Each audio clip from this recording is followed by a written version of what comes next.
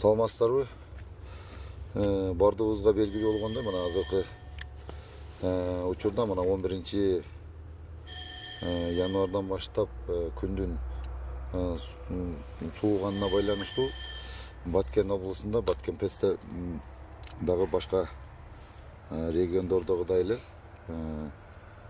биз ушул регулировочный мероприятие деп график түзүлгөн. Бул 2021 жылдын 22 жылгы 22-23 жылдардагы кышка даярдык боюнча жылда түзүлүүчү график регулировочный мероприятие деп түзүлүп келген да. Бул көп жылдан бери түзүлүп келатат. Бул график кайсы учурда пайдаланат? Ушундай мына азыркы өзүңүздөр көрүп турасыздар. Акыркы 11 январдан баштап күндүн сууганына байланыштуу мурдагы жылдарга салыштырмалуу, же болбосо мына акыркы 4-5 жылдыга салыштырмалуу күндүн сууктугу өзгөчө билинип калды да.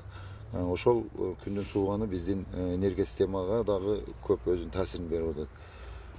Азыркы учурда биз ошол түзүлгөн регулировочный мероприятиянын негизинде ушул оборудованияларды, трансформаторный подстанцияларды, линияларды сактап калуу максатында ошол регулировочный мероприятияны колдонуп атабыз да. Бул регулировочный мероприятие деген акимдердин, мэрлердин, жергиликтүү бийликтин тарабынан дагы макулдашылат.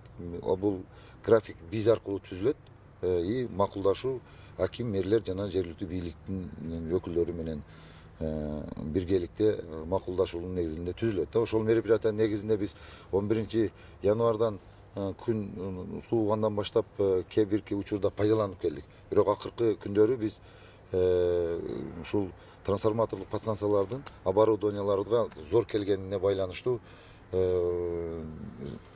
кээ бирки региондорду өчүрүп атабыз да. Бул өчүрүүнүн бирден бир себеби ушул оборудованиянын сакталып калуу болуп атат. Мурдагы жылдарга, былтыркы жылдарга салыштырып, мисалы суточный потребление 73-72 миллионду түзгөн болсо, бизде быйылкы жылы 77,5-78 миллион киловатт саат электр энергия пайдаланып атабыз. Бул деген сөз биздин ГЭСтерден выработка электр энергияны иштеп чыгаруучу ГЭСтерибиз же болбосо иштелип чыккан ГЭСтердеги электр энергияны мына подстанциялар, трансформатор подстанциялар биз бөлүштүрүп берип атабыз да элдерге. Ушул подстанциялар чыгарылган электр энергиябыз жетишпей атат. Жетишкен чакта дагы жетишке бир жагы трансформаторлорубузга зор келип атат. Ошондуктан биз автоматиканын иштеп ошол өчүп калып атат да. Ошону өчкөн учурда биз кайрадан ишке киргизгичекти 1 саат, 1,5 саат, 2 саатка чейин созулуп келатат. Биз акыркы 3-4 күндүн аралыгында ошондой аныктап чыктык дагы. Бүгүнкү күндөн баштап, мына азыр кечетен баштап бүгүн уже график кыска мөөнөткө өчүрүү боюнча графиктерди азыр жарыяладык. Дагы толугу менен ар бир айыл өкмөттөрдөн баштап, айылдардан баштап ошол жердеги группаларга эң жогорку немеге чейин райондук администрацияларга, акимдерге чейин, мэрлерге чейин жеткирип атабыз. Ошол графиктин алар акимдер жана мэрлер менен биргеликте макулдашуунун негизинде түзүлдү бул графиктерди. Азыр ошол бардык сайттарга, бардык группаларга жеткирип, элди кабардар кылып атабыз да. Эгерде кокусунан дагы мына бүгүн мен күндөн күнгө погоданын бизге дагы бир жардам болуп атат. Мына 2 күн, 3 күндөн бери көрүп атасыздар, өзүңүз жылуу болуп атат. Кудай буйрса күн жылып кетсе, может бул нерселер колдонулбай калышы мүмкүн. Эгерде бүгүнкү азыр күн мындай 2-3 күндөн бери жылуу болгон менен дагы эле биздин потребление дагы эле болсо ошол 77 миллион, 78 миллион, 75 миллион болуп мындай биз ойлогондой бизге түшпөй атат да. Ошондуктан анын учурдан пайдаланып дагы бир нерсени айтып кетиш керек. Элден бардыгы өзүбүздүн колубузда экенин билишибиз керек да. Азыр электр энергия, үзгүлтүксүз электр энергияны 24 саат беребиз деген эмени качандан бери айтып келатабыз. Тилекке каршы ушул кышка даярдык боюнча бардыгыбыз көмүр менен же болбосо газ менен дегенибиз менен элибиз көбүнчөсү электр энергияны пайдаланып келип атабыз да. Ошондуктан бардык оборудованияларга нагрузка келип, ошол автоматика иштеп атат. Анан кээ бирки абоненттерибиз же болбосо элдер, конечно, мындай суроо болбой калбайт. Ошол суроого сразу эле айтып кетишим керек. Кышка даярбыз деген айткансыңар деген сөз болот да. Бул бүгүнкүгө чейин айтылып келген, азыр дагы ошол суроо турат. Туура биз кышка даярдыкты көргөнбүз. Бизге белгиленген бүт бардык плановый иштерибиз, текущий ремонт, капитальный ремонт, реконструкция иштери бүт бардыгы аткарылган.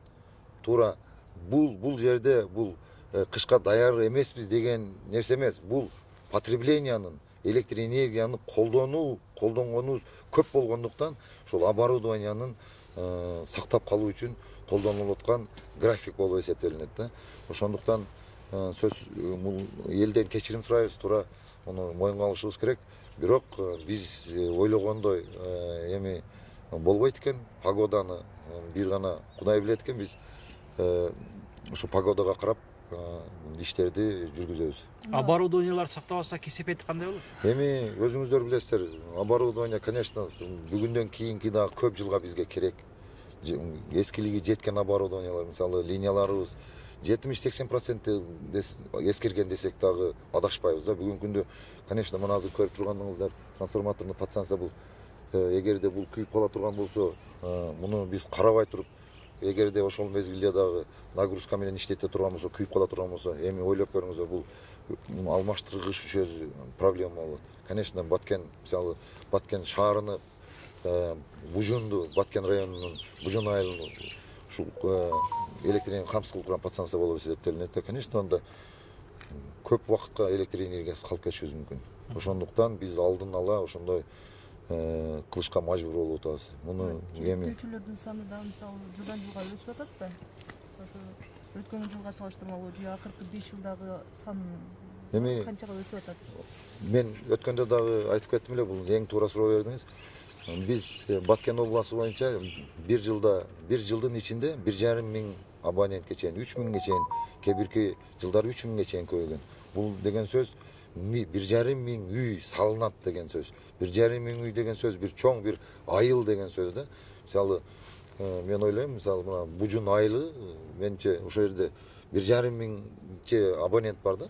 1,5 миң. Ошондой бир чоң айыл пайда болот да. Жылда бизге ошончо абонент кошулат. Андан сырткары бизде коммерческий абоненттер деп коет. Бул жеке ишкерлердин күндөн күнгө ушул көбөйүп атат. Ошондуктан биздин абоненттерибиздин калкыбыз электр энергияны жылдан жылга көбүрөөк пайдаланып кетип атабыз. Андан сырткары эми жашоодун мындай, конечно, бардыгыбыз жакшы жашашыбыз керек. Жакшы бардык ысык суу дегендей, муздак суу дегендей, жылуулук системасы бүт бардыгы күн жылдан жылга элибиз ошо электр энергиясына көбүрөөк талап болуп атат. Ошол нерселерди жакшы жашоо кылайлы деген ой менен да. Анан сиз өзүңүз айтып өттүңүз, ушул оборудованиялардын 80% эскирген, эски оборудованиялар деп атасыз да. Анан жылда эле ремонт болгондо алар эмне алмашылбайбы? Эми бардык биздин баланстагы, мисалы, Баткен областы боюнча 2995 трансформаторный подстанциялар бар да. Бул баягы айылдарда турган трансформаторный подстанциялар, көмөк чордондор деп коебуз. Ошолордун 1800 ашыгыраагы, 1800дөн ашыгыраагы бул биздин Баткен ПЭСтин балансында турган трансформаторлор болот да. Андан сырткары калганы ошол 1000ден ашыгы бул частный ишканалардыкы, же болбосо жеке ишкерлердики болуп эсептелинет. Биз жылда биздин өзүбүздүн баланста турган линияларды, трансформаторлорду планга киргизип, ошолорду ремонттойбуз. Андан сырткаркы немелер ремонт. Реконструкция иштеринде сиз айткандай толугу менен биз реконструкция иштерине толугу менен алмаштырганга пока азырынча мындай каражатыбыз жетишпейт. Бирок ошол эң зарыл болгон линияларды, көмөк чордондорду бүгүнкү күндө планга киргизип жыл сайын алмаштырып келатабыз. Азыр эми мисалы үчүн көпчүлүк жерлерде электр энергия өтө слабый болуп атат, лампочка жанбай иштат дейт, оборудованиялар бузулуп атат дейт, холодильник, телевизор, ошондой элдерден арыздаттануулар болуп атат да. Анан бул электр энергия товар да, сиздер 220-220 жеткириш керексиздер. Кээ бир жерлерде 130га дагы жетпей иштат экен. Ал кандай болот? Товарды эме кылганда потребительдердин укуктары бузулган жокпу? Туура айтасыз. Бул жерде бардык нерсе биз моюнга алышыбыз керек. Энергетик катары мен дагы бул нерсе туура.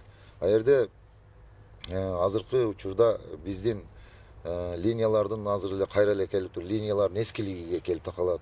Анан экинчи жагы биздин баланста эмес линияларыбыз бар да. Мисалы бир эле подстансиядан көмөкчөрдөн баягы айылдарда турган биздин баланста 2 километр болгон болсо, ал хоз способ менен же болбосо жаңы үйлөр кошулган да, жаңы айыл кошулуп атат, жаңы үйлөр кошулуп атат.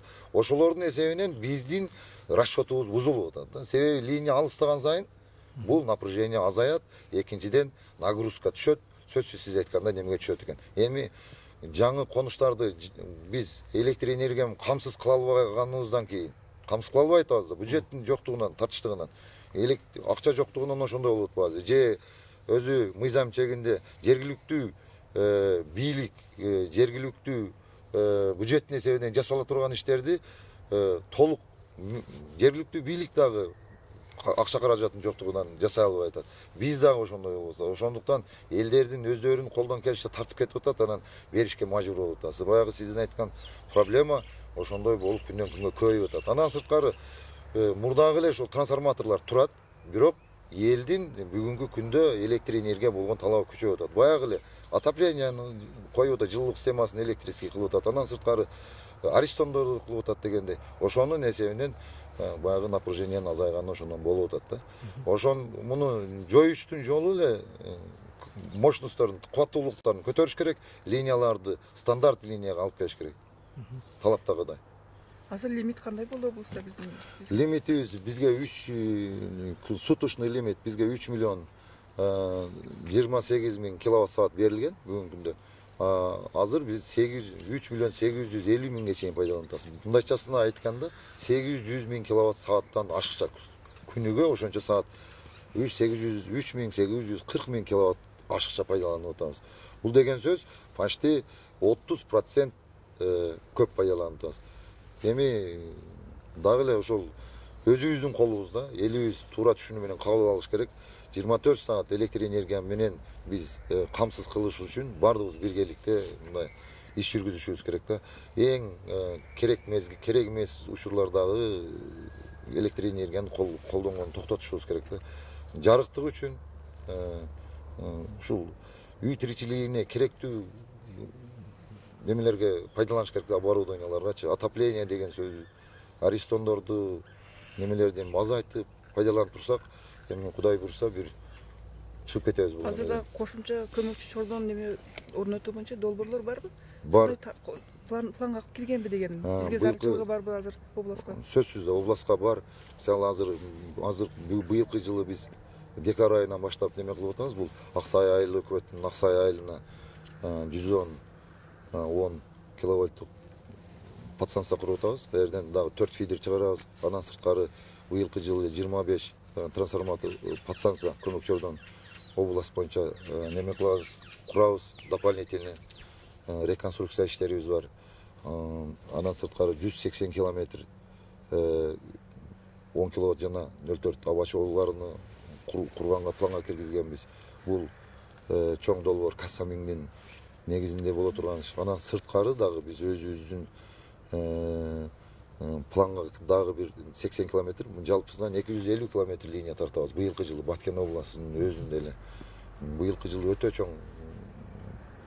Анан эми Баткенде мисалы үчүн 1000 киловаттан ашкандан кийин баягы 2 сомдон төлөйт. Ошондой эмелер бар. Баткенде облустун аймагында кайсы райондордо бар, кайсы райондордо жок ошол баягы. Биз ушул нерсени дагы элибизге айтып кетишибиз керек да. Туура суроо бердиңиз. Баткен областында 120 миң абонентибиз бар. Анын 111 миңи бул калк абоненттери, же үйлөр деп айтып коелу. Бытовой абоненттер деп коебуз. Ошонун 57.800, почти 58 миң абонентибиз бул 77 тиындык тарифтен пайдаланабыз. Мындайчасын айтканда Сүлүктүү, Лейлек, Баткен шаары, Кадамжайдын 16 айылы. Бул бүт бардыгы ошол 57.800 абонентибиз 77 тиындык тарифтен. Биздин сатып алган электр энергиябыз 3 сомдон жогору электр энергияны 3 сомдон жогору сатып алып 77 тиындан элге берип атабыз. Ошондуктан Баткен эмне үчүн 800 миң киловатт саатка ашыкча пайдаланып атабыз? Себеби биздин тарифтин арзандыгы башка газга караганда, же болбосо көмүргө караганда биздин электр энергия арзан болуп атат. Ошон үчүн элибиз электр энергияны көбүрөөк пайдаланып атат да. Дагы бир суроо, ушул бесхозный трансформаторлор барбы? Сиздер учет барбы ошонун эмеси? Бесхозный трансформатор бүгүнкү күндө жок. Бесхозный трансформатор деген же айыл өкмөттүн, же болбосо мекеме ишкананын, же жеке ишкерлердин балансында турган трансформаторлор. Биз быйылкы жылы мына былтыртан баштап туруп, мына Баткемпес өзүнчө бөлүнгөндөн баштап биз былтыры 23 трансформаторду кабыл алдык. Азыр дагы алдыбыздан бир 50ден ашык айыл өкмөттөр уже берип атат. Биз бардык трансформаторлорду баланска алышыбыз керек. Ала турган эми жолдору бар. Сөзсүз алардын аткара турган биздин да талаптары бар, алардын да талаптары бар. Ошолорду макулдашуу менен жасайбыз. Алардын жасай турган иштерин өздөрү жасайт, биз жасай турган иштерди жасап туруп, анан биргеликте биз бардык трансформаторду баланска алышыбыз керек. Мына жаңы конуштарда шайлоо учурунда келип калган трансформаторлорго ким жооптуу болот да ошондо? Алар мисалы үчүн бир адам сиздерге өткөрүп бербесе, аны сиздер кантип өткөрүп аласыздар? Шайлоо учурундагы трансформаторлор мисалы айыл өкмөттүн эсебине өтүп туруп анан кийин бизге өткөрүп бериш керек да аны.